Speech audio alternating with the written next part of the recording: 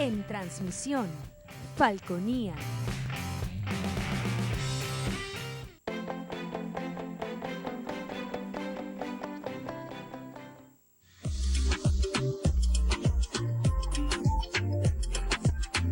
Este programa es de tipo informativo y de opinión, que contiene elementos de lenguaje, salud, sexo y violencia puede ser presenciados por niños, niñas y adolescentes sin la supervisión de sus padres, madres, representantes o responsables.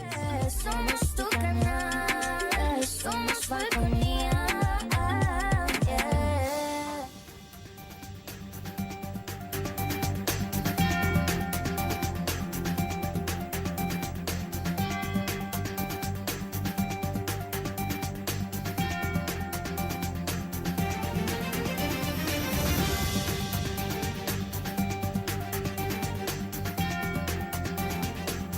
Hola, ¿qué tal? Buenas noches. Bienvenidos a Punto Fijo de Opinión a través de Falconía. Como siempre es un honor estar con ustedes. Gracias por la atención que nos dispensan. Nuestro invitado para esta noche es el ingeniero Alpidio Marín. Alpidio Marín es el vicepresidente de Organización de Primero Justicia en el municipio de Carirubana. Bienvenido, Alpidio, una vez más a Punto Fijo de Opinión a Falconía. Gracias por estar con nosotros. Gracias, Henry, por la invitación y bueno, a tu orden para atender las inquietudes que tengamos que atender. Sí, Alpidio, hace unos años atrás tú manejabas la parte electoral acá en Primero Justicia, ¿no?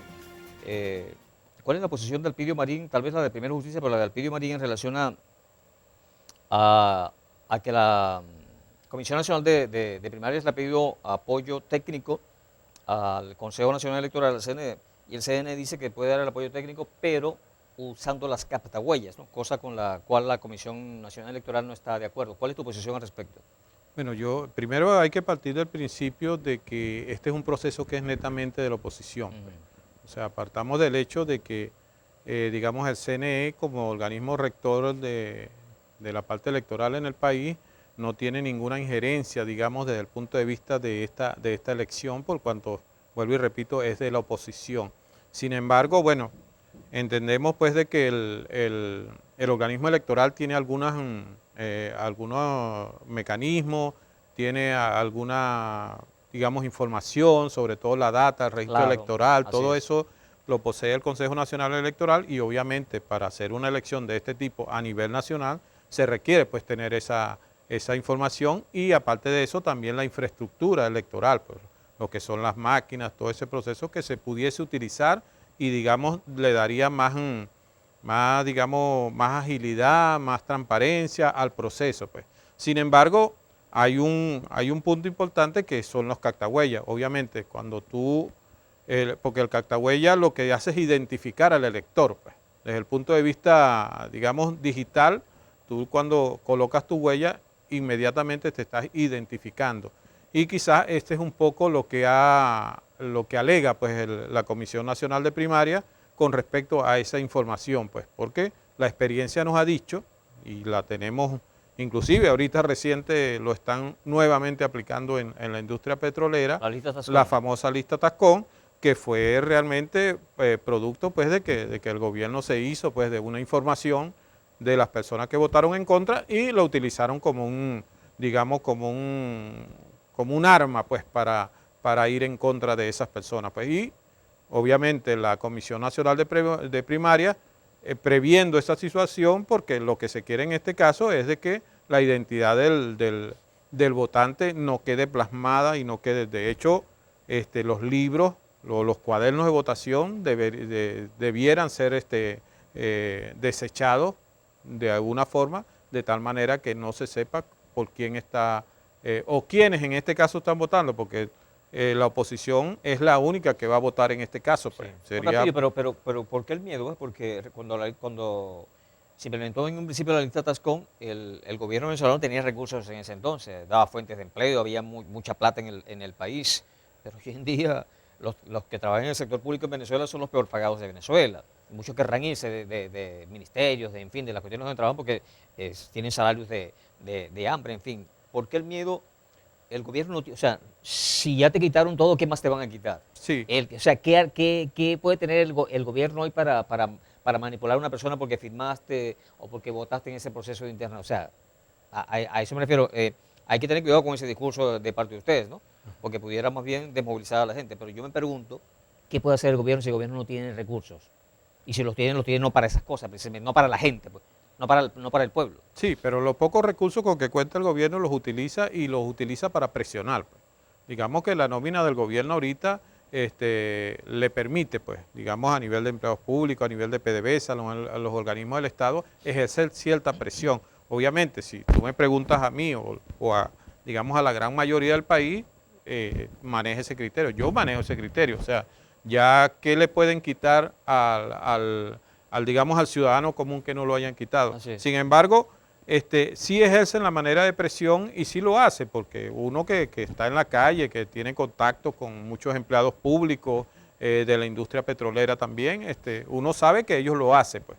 Ahora, queda de parte de la población, digamos, tener la suficiente valentía para decir, bueno, pero si yo quiero apoyar este proceso electoral, Claro. es voluntad de cualquiera. Es voluntad de apoyar hacerlo. o estar en contra del gobierno. Es correcto, es una voluntad, pero todos sabemos eso y lo entendemos, pero todos sabemos cómo es el actuar del gobierno. Pues el gobierno, obviamente, como se siente disminuido y sobre todo disminuido en el apoyo popular que no lo tiene, entonces busca la manera de alguna u otra forma, inclusive hasta ofreciendo cosas. Claro. Yo me imagino Y disminuido en recursos también. Claro, disminuyeron en recursos, ya no tienen Así esa cantidad de recursos que ostentaban en épocas anteriores, pero ahorita con lo poco que tengan ellos van a tratar de presionar. De repente, yo me recuerdo que en las últimas elecciones inclusive le decían gente que no, que estás en una lista para una casa, o que estás en una lista para un crédito de un vehículo, o que estás en la lista para no sé qué otra cosa, y claro, la gente de repente decía, bueno, lo que tiene que hacer que no apoyar a la gente de la oposición.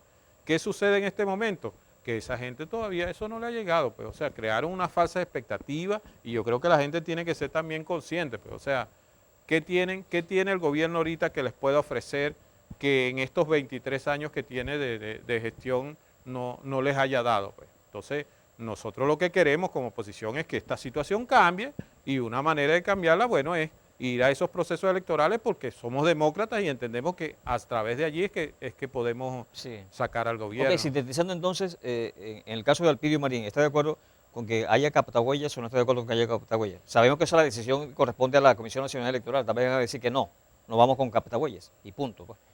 Porque en todo caso, ellos pidieron fue la data, como tú le decías, el REP, el Registro Electoral Permanente, y las locaciones, los sitios, pues, las escuelas, que también dijo el CNE, bueno, que iban a hablar con el Ministerio de Educación a ver si le podían prestar eso o sea, da la impresión de que el CNE como que está como que muy blandengue en ese sentido, ¿no? Como que no está como que muy dado a participar, a brindarle el apoyo a la Comisión Nacional de Primarias. Si en mi decisión estuviera, perfectamente se pudieran usar las cactahuellas, claro. Pues no le veo ningún inconveniente. Ahora, hay quienes opinan que no, claro. Hay quienes opinan que no, inclusive candidatos a las primarias están en desacuerdo, inclusive con la participación del CNE, o sea, que el CNE sea como digamos, apoyo, pues, acompañante de la Comisión Electoral. Ahora, lo que sí yo estoy claro es que la Comisión Electoral, allá hay unas personas de cierto nivel educativo, de cierta credibilidad, de cierto, que digamos que están actuando, digamos, como debe ser, pues.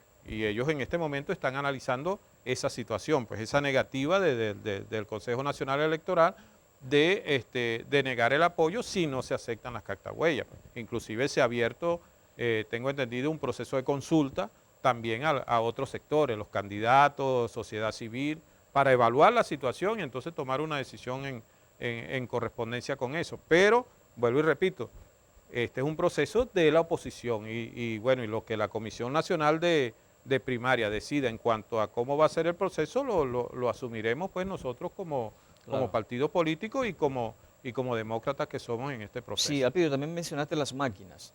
Mucha gente, incluso candidatos, quieren que el proceso sea estrictamente manual. ¿Qué opinión te merece a ti? ¿Tú crees que desconfiar de las máquinas es válido? No. ¿Se puede trampear las máquinas? No, bueno, yo tengo una opinión muy personal con respecto a eso.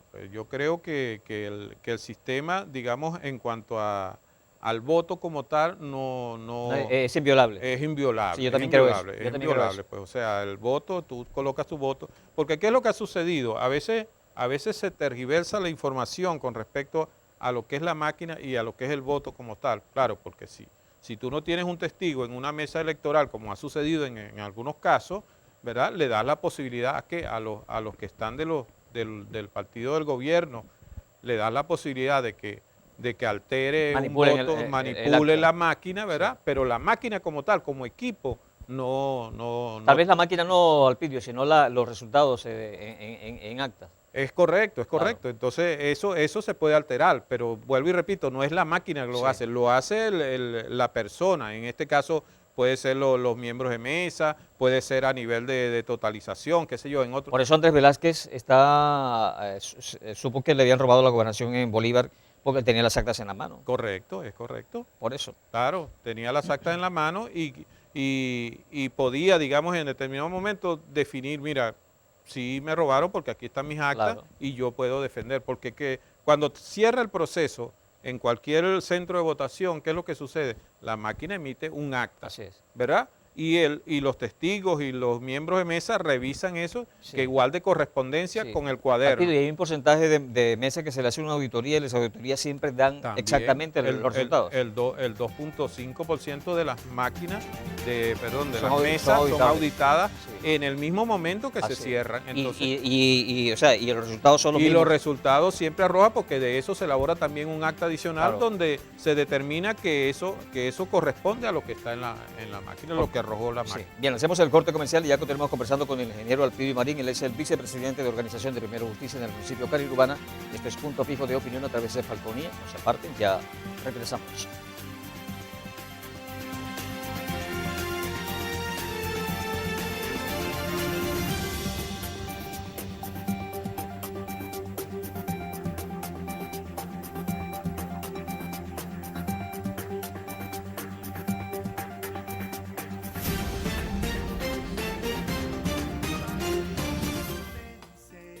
Mi padre reparaba cosas para todo el mundo.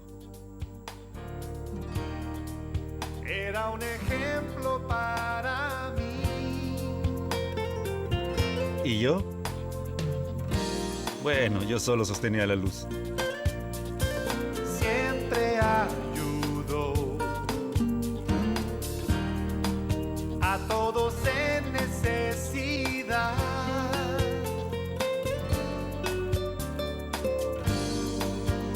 A través de los años, reparamos cosas de amigos y de algunos desconocidos también.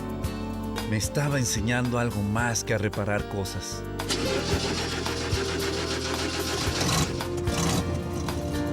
Enseña haciéndolo. Pásala. Con ejemplo enseña. Un mensaje de la Fundación para una Vida Mejor.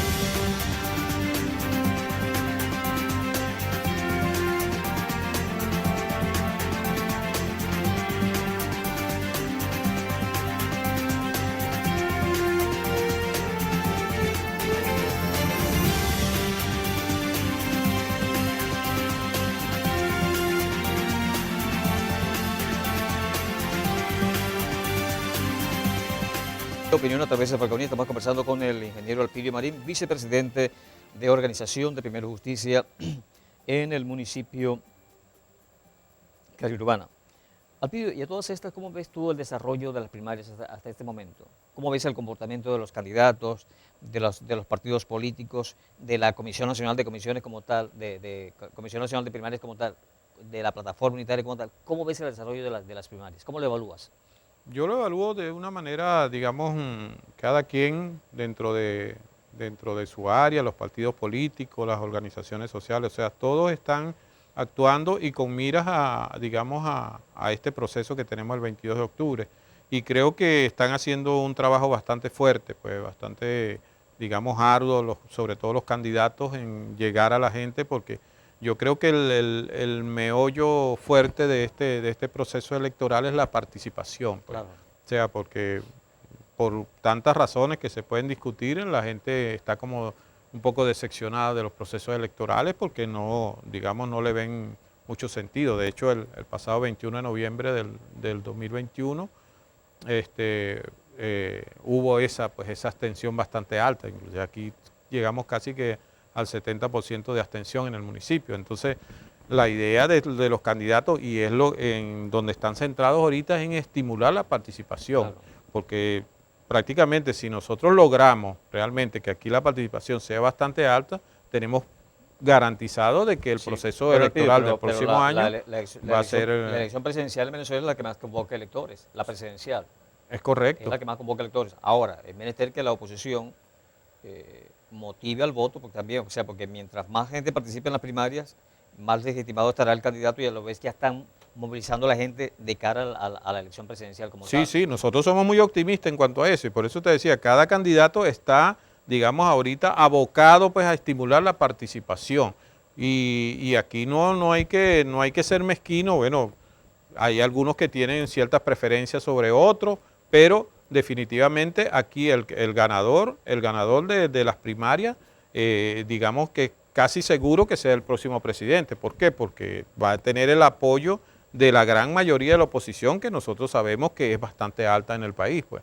Y aquí hay que darle también un voto de confianza, como te lo decía en el segmento anterior, a la Comisión Nacional Primaria. Y hay gente de nivel, gente de suficiente altura, digamos, intelectual, de estudio, para llevar adelante ese proceso como debe ser. Es decir, las cosas se están haciendo y se están haciendo bien, pues.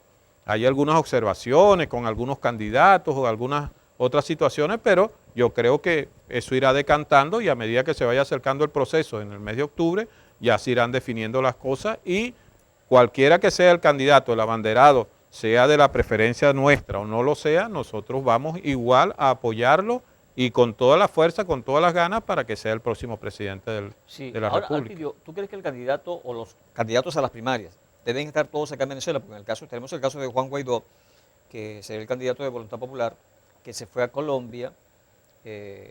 Hay una cumbre allá en Colombia, él dijo que a la cumbre, negaron que él fue invitado, y estoy leyendo que ya Guaidó está en Miami, está en los Estados Unidos. Para participar en las primarias los candidatos tienen que estar acá en el suelo venezolano. Sí, deben estar acá y bueno, yo me imagino que el partido hermano de Voluntad Popular estará evaluando la situación para, digamos, buscar algún sustituto o en todo caso apoyar a otro de los candidatos que están en la primaria. Pero, bueno, aquí aprovecho la oportunidad para, digamos, el respaldo que desde nuestra organización política damos al compañero Juan Guaidó, porque sabemos pues digamos de lo que él ha hecho en el país, su esfuerzo para salir de esta situación, pero bueno, le tocó en esta oportunidad bajo amenazas del gobierno, ya tenía varias semanas recibiendo amenazas. Bueno, me imagino que en estos últimos días se hizo más fuerte y bueno, y tuvo que tomar esa decisión, que me imagino que no fue fácil tomarla, pero digamos por salvaguardar su familia, salvaguardar su integridad física, tuvo que tomar esta decisión. Sí. Pues nosotros desde Primero Justicia, todo el respaldo a Juan Guaidó, a nuestros compañeros de Voluntad Popular, bueno, porque somos hermanos, pues somos un equipo y digamos, tenemos que ser solidarios con él. Pues, Sí, Alpidio, otro aspecto, ya que tomando en cuenta eso, en el caso de Enrique Capriles Radonsky, quien es el candidato de ustedes, Capriles está inhabilitado políticamente. Es menester, o sea, va a llegar hasta el final, así si no lo llegan a habilitar. Si sigue inhabilitado Enrique Capriles, ¿va a llegar hasta el final de las primarias? Sí, bueno, nosotros hemos analizado la parte de las inhabilitaciones de las personas. Aquí yo diría que todos los venezolanos estamos inhabilitados. ¿Por qué? Porque el gobierno en cualquier momento, digamos, si Henry Molina es candidato, bueno, vamos a inhabilitar a Henry Molina. Ah, no, pero que Henry Molina no es un funcionario público, no importa, igualito lo habilitamos, lo inhabilitamos. ¿Y qué es lo que sucedió aquí? Tenemos un ejemplo palpable que fue el de Barinas. Pues. Barinas surgieron 9 candidatos. Porque el primer candidato, después que ganó, que es lo digamos, un desafuero judicial, yo no sé en qué parte lo tomaron, de que, bueno, gana el candidato, Superlano, y bueno, lo inhabilitan después que gana. Entonces, colocan a la esposa de Superlano para que lo sustituya, y que no fue funcionaria pública, nunca ha sido, también la inhabilita. Y así vinieron, hasta que llegaron a Garrido, que fue, y bueno, y ahí se vio. Fíjense que es tan así que la diferencia de votos con respecto a la primera vez fue mucho superior. Es decir, que el votante, la población, viendo lo que se estaba haciendo, lo que hizo fue, bueno, entonces lo que no quieren es que haya un candidato, digamos, un gobernador de la oposición en un estado que ellos lo están defendiendo porque era el bastión del comandante. Bueno, entonces vamos a elegir a pues. Al que nos ponga lo íbamos a elegir y se eligió, pues. Entonces, ¿esto qué quiere decir? Que independientemente que gane Capriles, que gane María Corina, que gane, el que gane, si el gobierno en ese momento lo quiere inhabilitar, lo va a inhabilitar. ¿Y qué es lo que tenemos que hacer nosotros? Bueno, nosotros vamos a defender eso y habrán, digamos, la comisión estará evaluando a ver cuáles serán los procedimientos que se irán a hacer en este caso, que yo lo desconozco, pero se tomará la decisión que haya que tomar. Pero en el caso de Alpidio Marín como tal, porque es un problema de opinión y la opinión suya es la que prevalece acá, ¿estaría de acuerdo con que Capriles, así esté inhabilitado, llegue hasta el final de las primarias? Sí, debe llegar, porque es que Capriles, Enrique Capriles, y de hecho Capriles desde que aspiró en las internas contra Ocariz y contra Guanipa, él sabía que estaba inhabilitado, pero nosotros sabemos que contra esa fuerza que nosotros llevamos del pueblo, si Capriles llega hasta el final y como estamos casi seguros que va a ser el abanderado en las primarias, bueno, ahí habrá que tomar la decisión, pero digamos que va a ser contra el pueblo que apoyó a Capriles para elegirlo como candidato presidencial. Sí, la mayoría del pueblo venezolano está en contra de este gobierno, en contra del gobierno de Maduro, en contra del chavismo, eso lo sabe todo el mundo. Si el gobierno llegara a empezar a inhabilitar candidatos, los que ya están habilitados, María Corina estuvo inhabilitada, ya no está inhabilitada, Pérez Vivas estuvo inhabilitado, ya no está inhabilitado. Pero si el gobierno no habilita, ejemplo, Capriles, o inhabilita a otros candidatos que están habilitados hoy en día, ¿tú crees que eso le daría bien al gobierno? Por el contrario, motivaría que la gente salga a votar en contra del gobierno. Es lo que te explicaba del caso de Barinas. Sí. Lo que sucedió en Barinas se va a extrapolar al país. ¿Por qué? Porque la población va a entender, bueno, este es el candidato que nosotros elegimos, pero resulta que lo está inhabilitando el gobierno en este momento, bueno, entonces vamos a ver al que pongamos allí. Pues. Puede ser un outsider, puede ser, no sé, pues, lo que determine la Comisión Nacional de Primaria, pero en todo caso, eso se va a revertir para el propio gobierno. Yo creo que el gobierno, si fuera un poquito más sensato, digo, bueno, pues, quien sea, cuéntese y el que gane, bueno, será el contendor de Nicolás Maduro en las próximas elecciones. No creo que sea, que digamos que caiga en eso de estar inhabilitando uno tras otro para llegar al mismo caso de lo que sucedió en Barinas. Sería contraproducente para el mismo gobierno. Sería el colmo, ¿no? Sería el colmo, claro. Y eso traería rabia al pueblo venezolano. Obviamente, y esa rabia se va a revertir ¿en qué? En votos. Claro, en que la votos gente, contra el gobierno. Contra el gobierno, correctamente, así es. Sí, Alpidio, y el desempeño de los candidatos, ¿cómo lo has visto? Tú has dicho que están trabajando y tal, pero ¿cómo has visto el desempeño de los candidatos? ¿Se han comportado a la altura hasta el momento? ¿Cómo has visto la situación? Sí, están, digamos, salvo algunas excepciones de algunos comentarios, a veces, digamos, en contra de otros candidatos, pero en líneas generales todos están haciendo su trabajo y como lo dije, la idea es estimular el voto. Pues nosotros dentro de lo que nos corresponde en Primero Justicia estamos haciendo el trabajo, pues en todas las comunidades, hablando con la gente, estimulando el voto para que salgan a votar, independientemente si están con con nuestro candidato no lo estén, por lo menos salgan a votar y de esa manera, digamos, aporten pues para la elección de ¿Y la respuesta de la gente? Positiva. La gente, a pesar pues de toda la situación que está viviendo, económica, la situación social, sin embargo la gente está presta, recibe, está con la intención de votar. La intención de voto ahorita ha ido subiendo, estaba baja, pero ha ido subiendo y bueno, en este momento, fíjate, apenas a 5 o 6 meses de las elecciones, nosotros estamos casi seguros de que vamos a lograr un buen margen de votación, que será la votación de la oposición y la que se va a repetir en las elecciones presidenciales. Ok, bien, hacemos el corte comercial y al regreso continuamos conversando con el ingeniero Alpidio Marín. Él es el vicepresidente de Organización de Primera Justicia en el municipio de Caritubán. Esto es Punto Fijo de Opinión a través de Falconía. No se aparte, ya regresamos.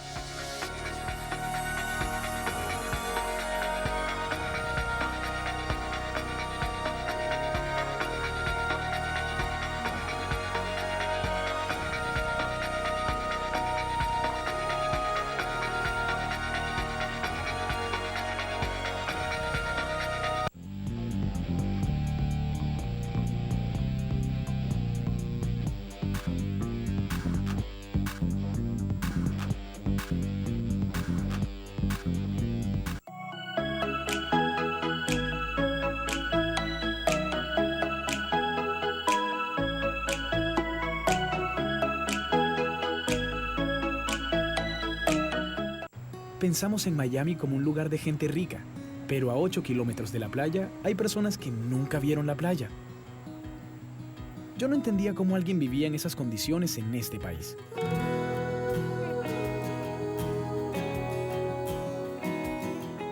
Así que cuando organicé la fundación Joshua's Heart, la idea era dar participación a la mayor cantidad posible de jóvenes. Pienso que pasar la antorcha y encender una nueva llama de caridad en otra persona es quizá mi misión más importante.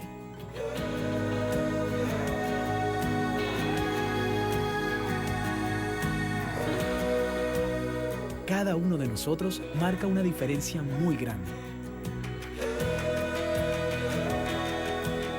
De eso se trata, de contribuir y fomentar la caridad en bien de todos. La caridad está en ti. Averigua más en unavidamejor.org.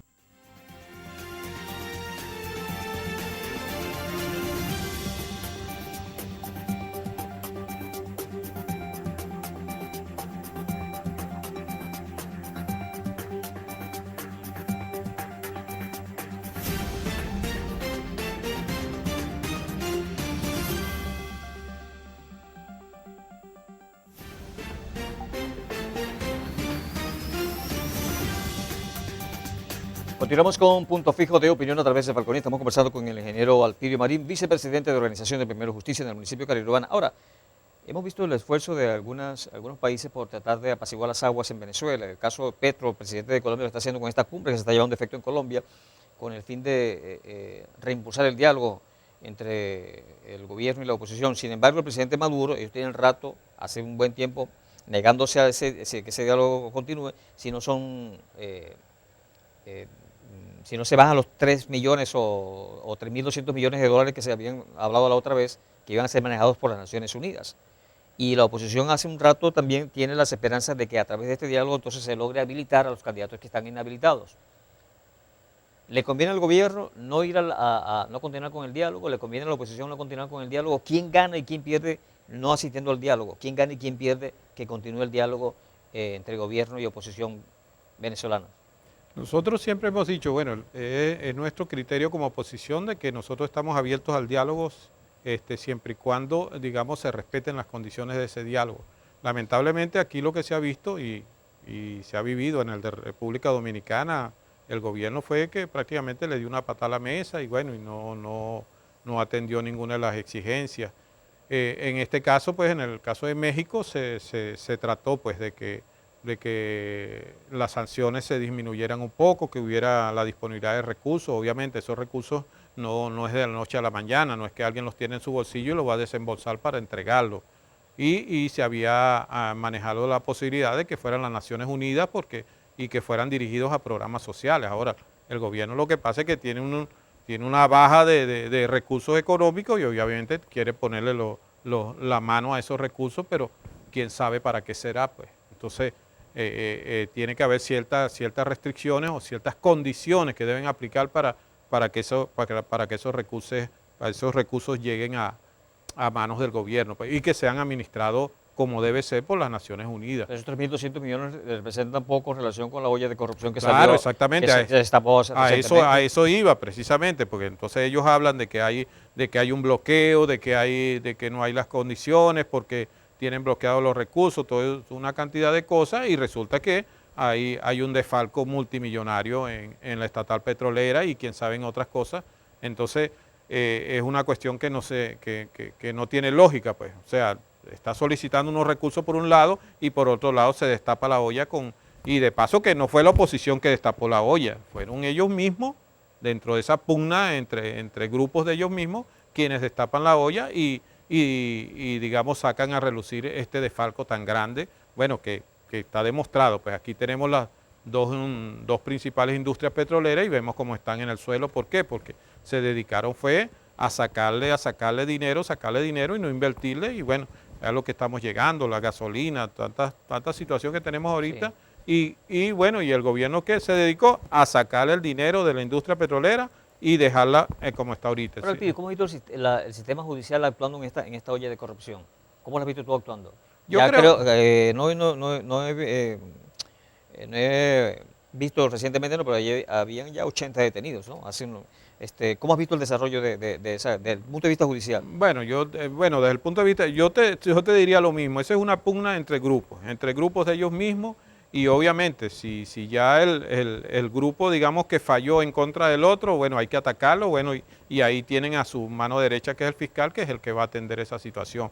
Pero a mi modo de ver, desde el punto de vista judicial, yo creo que las cosas no se están llevando como debería ser, pues. Vuelvo y repito, esta es una pugna entre grupos del gobierno, uno que se quedó con una bicoca, que el otro no le gustó o piensa que a lo mejor debería tener parte en esa bicoca, y bueno, y ahí digamos resolvieron esa cuestión a través del fiscal general. Pero desde el punto de vista judicial vendrán otros escenarios donde se verá realmente si se actuó realmente de acuerdo a la ley o no. Pero lo que sí quedó claro, porque si a mí me preguntan, el ministro de Energía y Petróleo era Tareq El Aissami, ¿correcto? Sí. Entonces, si él es el principal, digamos, el que manejaba la cartera de petrolera en el país, ¿dónde está? Yo le preguntaría al fiscal general por qué no se detuvo primeramente al cabecilla que era Tareq El Aissami, o a su jefe inmediato, porque el que lo nombró fue Nicolás Maduro. Aquí debería abrirse también una investigación contra el presidente de la República, porque yo no creo que ningún ministro, ¿verdad?, ejerza alguna función, y sobre todo de esa magnitud, en cuanto a esas cantidades de dinero, sin que el presidente de la República Ahora tuviera acusan conocimiento. a Rafael Ramírez, ¿no? Los actuales chavistas, los maduristas acusan a Rafael Ramírez de ser corrupto. Sin embargo, Rafael Ramírez era la mano derecha del presidente Chávez, era el hombre de más confianza del presidente Chávez, era el hombre más poderoso de Venezuela. Yo lo veía. Yo cuando veía la cuestión, yo veía que Ramírez era el hombre más poderoso de Venezuela por encima del presidente Chávez. Llegó a ser el más poderoso. Sí, sí. Y así como fue Tareq El Aissami ahorita, ya vendrán otros años, a lo mejor estará igual que como está Rafael Ramírez ahorita, en otro país, también opinando sobre la política y sobre la situación del país, la situación Porque económica. Rafael Ramírez dice que lo vivía alquilado ya en Italia. Era alquilado, que no tiene... Entonces, bueno, pero eso está sujeto a investigación, pues. Hay gente que, por lo menos la mayoría, tú le preguntas a cualquier petrolero y le dice, no, pero es que Rafael Ramírez se quedó con los fideicomisos, con el fondo de jubilaciones de todos los petroleros. Eso es lo que dicen en la industria petrolera. Ahora, eso se ha investigado. Pero eso no solamente fue Ramírez, eso fue una decisión del gobierno del presidente Hugo Chávez. Es correcto. 7.000 millones de dólares que era algo privado, eso no era del gobierno, eso era de los petroleros, algo privado de los petroleros. Privado, exacto. Y dispusieron de eso. Claro, con eso compraron CanTV, entre otras cosas. Exacto. Entonces, eso se manipuló como debería hacerse. O sea, fue transparente toda esa negociación. O sea, eso hay que revisarlo. Y yo insisto con lo de Tareq El Aissami. O sea, yo lo primero, pues yo no soy abogado pero lo primero, el cabecilla es el primero que tiene que estar allí, detenido o por lo menos investigado. Sin embargo, Alpidio, muchos dicen, muchos voceros del gobierno, del Parlamento Nacional, de la Asamblea Nacional, incluso creo que hasta el propio fiscal lo ha dicho, el propio fiscal Tarek William Saab, quien está impulsando esta lucha contra la corrupción es el propio presidente Nicolás Maduro. Lo han dicho ellos. Le he hecho la pregunta, ya tengo que, creo que es la quinta semana que le pregunto a la gente, a mis invitados acá. Sabemos que el gobierno tiene la imagen por el suelo, la gente no quiere el gobierno, no quiere el gobierno de Nicolás Maduro. Con esta olla de corrupción que se destapó recientemente, ¿se hunde más el gobierno? Digo ante la opinión pública, no digo desde el punto de vista judicial. ¿Se hunde más el gobierno o por el contrario el gobierno se lava el rostro ante la opinión pública? No. Para mí no se lava el rostro y no lo va a lograr. ¿Por qué? Porque mientras tú sales a la calle, a cualquier calle, y tú ves la gente comiendo de la basura, que no tiene cómo comer, entonces tú te consigues con algo de esto, de que nadie sabía, de que aquí se estaban robando los recursos y de que, bueno, ahora yo soy bueno desde hace una semana para acá, ¿verdad? Para destapar esa olla donde se ha robado una cantidad infinita de millones de dólares mientras la población vive en condiciones paupérrimas. Entonces, para mí eso no le lava el rostro al gobierno para nada, más bien lo deja muy mal parado dentro de la población, por cuanto esta es una situación que no se generó de un día para otro, esta es una situación que se ha venido generando a lo largo de los años y que, bueno, ahorita, vuelvo y repito, por pugnas entre ellos mismos es que sale a la luz esta situación, porque si no, siguiéramos en la misma situación mientras el venezolano baja sus condiciones económicas, vive en condiciones paupérrimas. O sea, ¿cuál es el beneficio? Pues ahí no le lava la cara al gobierno. El gobierno lo que está es, digamos, enfrentado entre ellos mismos, entre grupos, para, digamos, porque la bicoca no le tocó de igual manera o algunas cosas de esas. Pero olvídate, porque la población es consciente y la población debe saber de que aquí el culpable de lo que está pasando únicamente es el gobierno.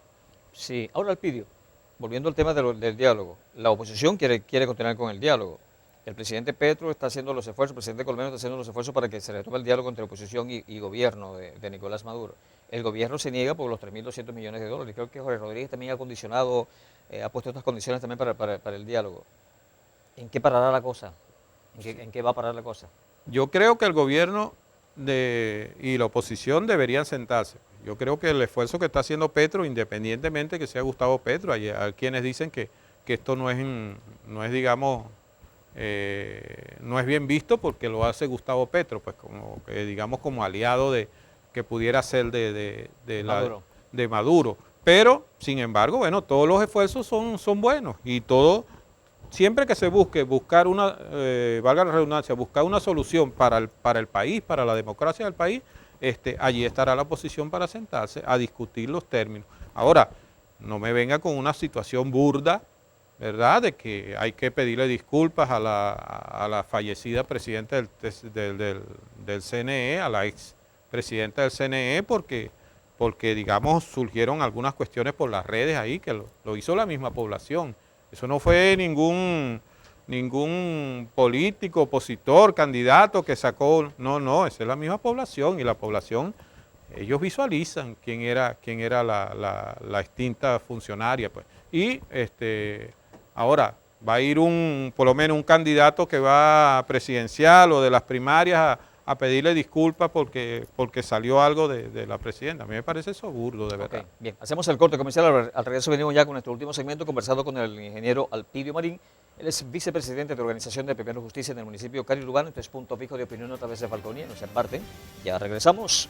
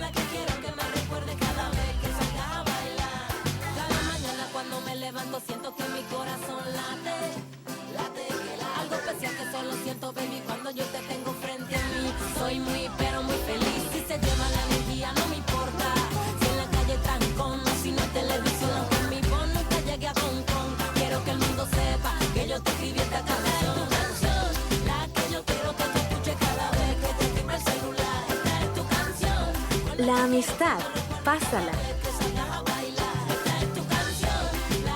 Un mensaje de la Fundación para una Vida Mejor.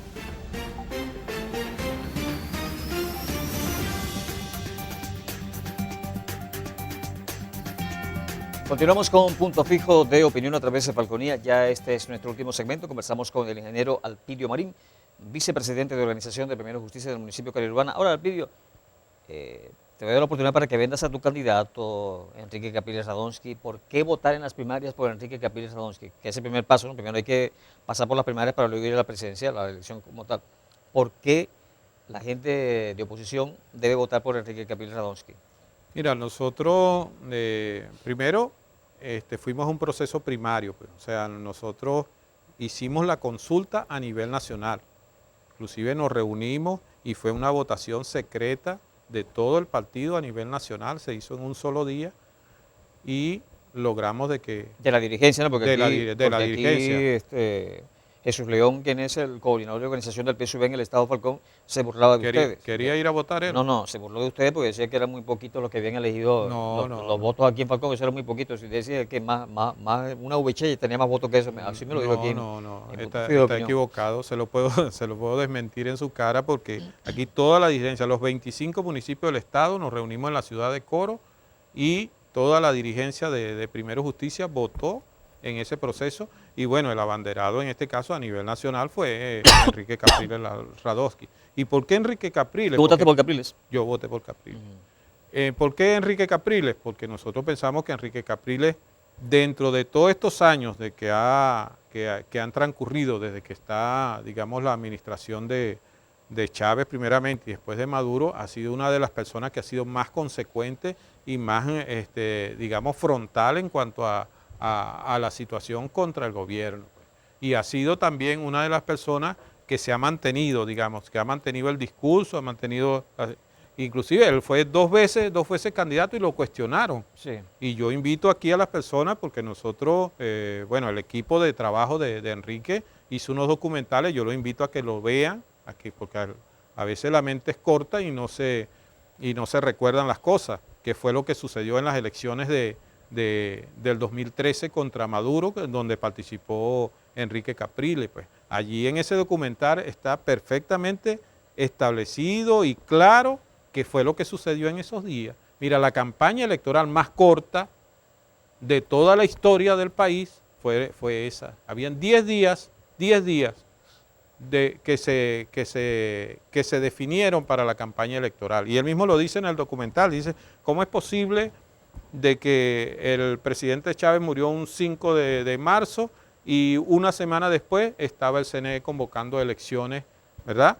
Sin ni siquiera ir a la Asamblea Nacional, de establecer la vacante, todos esos procedimientos se obviaron y salió la presidenta del CNE, hoy fallecida, a convocar a elecciones y con un lapso perentorio de días de campaña electoral. Es decir, aprovecharon, digamos, el reciente fallecimiento del presidente Chávez, ¿verdad?, en esa oportunidad para utilizarlo como bandera política para la campaña a favor de Maduro. Yo he hecho este análisis varias veces. La tarjeta de la MUT le ganó la tarjeta del PSUV en esa elección. Ajá. Maduro gana esa elección gracias al resto de los factores del Gran Polo Patriótico, que por cierto el Partido Comunista fue uno de los que creo que hizo el mayor aporte.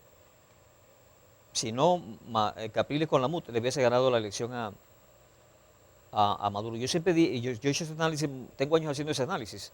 Yo digo, coño, la oposición no aprovechó. Chávez estaba recién muerto, estaba calentito, muerto. Le dolía al pueblo. Chávez fue un líder, eso es indiscutible que fue un líder. Claro. Le dolía a su gente. Y sin embargo, Maduro casi que le gana la elección. O sea, Capriles casi que le gana la elección a Maduro, Maduro ganó, pero repito, con el resto de los factores se ganó por lo patriótico. La tarjeta de la MUT le ganó a la tarjeta del PSV. Entonces, el análisis lo hago desde el punto de vista de la oposición, que la oposición no ha sabido aprovechar esos momentos. Eso era para que remontarse. Perdiste la elección, ganaste con poco voto, pero ahí tenía que montarse la oposición y la próxima elección presidencial tenía que perder el gobierno porque sí, porque si hubiesen trabajado pues, Sí, adecuadamente. Claro, es la lógica. Y, bueno, y hay errores que se han cometido. De repente ese es uno de los errores, pues no se supo aprovechar Así es. esa cantidad de votos que se tenían, Claro. porque era la verdadera oposición. Nosotros íbamos con una sola tarjeta, ellos Así iban es. como con varias, y bueno, y con eso fue que ellos lograron capitalizar. Sin embargo, la diferencia de votos fue muy corta. 200 y tantos mil. 200 y tantos mil. Ajá, Sí. eso es lo que nosotros decimos. Cuando nosotros ganamos en el 2015, que ganamos la mayoría de la Asamblea Nacional, la ganamos por nocaut. Y nosotros tenemos que lograr, porque bajo estas situaciones, bajo estas circunstancias, con este Consejo Nacional Electoral, nosotros logramos en el 2015 ganarle. Y estuvimos a punto de ganarle en el 2013 con Capriles frente a Maduro. Ahora nosotros tenemos que hacer lo posible para que este triunfo sea por nocaut. Sí. ¿Por qué? Porque nosotros entendemos de que el gobierno dentro de su estrategia tiene buscar la manera de que el voto no llegue, de que las actas no lleguen. Todo es una serie de tramas, de trampas que hace el gobierno para que no lleguen las cosas como deben ser, pues a definirse como deben ser.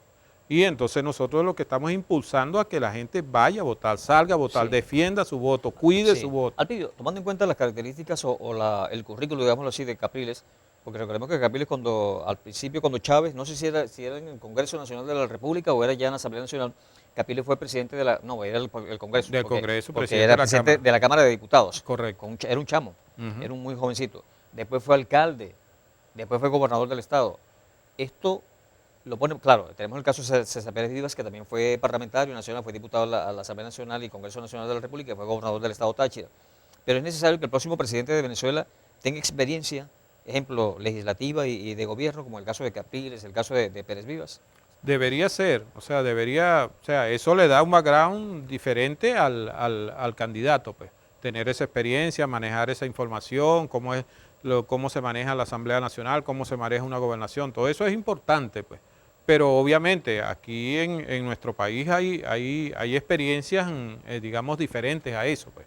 Hay outsiders que de repente no tienen nada que ver con la política y pudiese tener más grado de aceptación dentro de la población, pues.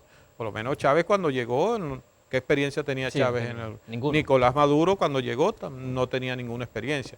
Es decir, si la persona tiene conocimientos políticos, tiene conocimiento de cómo se maneja la administración pública, el Estado, y yo me imagino que eso es una ventaja con respecto al resto de los candidatos y debería tomarse en cuenta también por los votantes, pues, por la población en general. Sí, ¿y qué le dice Alpidio Marín a esa gente que aún está dispuesta a votar en las primarias? A esa gente de oposición. ¿Que no está dispuesta? Sí, que no ha decidido ir a votar en las primarias. Mira, yo lo que le diría es que en la medida que nosotros podamos decidir, en esa misma medida nosotros podemos exigir luego de una votación, porque si yo no voto, no tomo decisión en la elección, después no puedo venirme a quejar pues de que no lo están haciendo como es, de que quedó el que yo no quería.